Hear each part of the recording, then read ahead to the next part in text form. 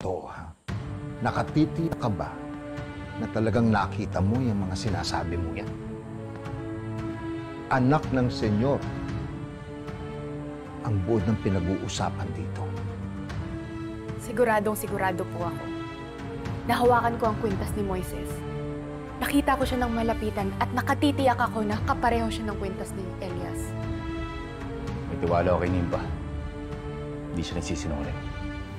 Sabihin na natin totoong impormasyon ni Nimpa. Pero paano kung naapulot lang pala ni Moises yung kwintas?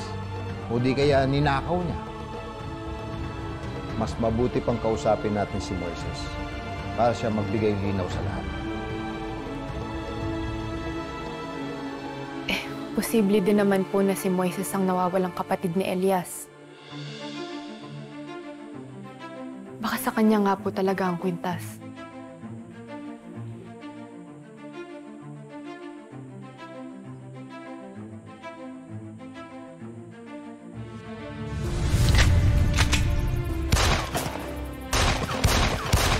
Jose, sigurado ka bang wala kang eksperyensya sa baril? Wala ko, senyor. Pakachamba lang po yan. Kinagalingan ko lang talaga para mapasok ako sa grupo niyo eh.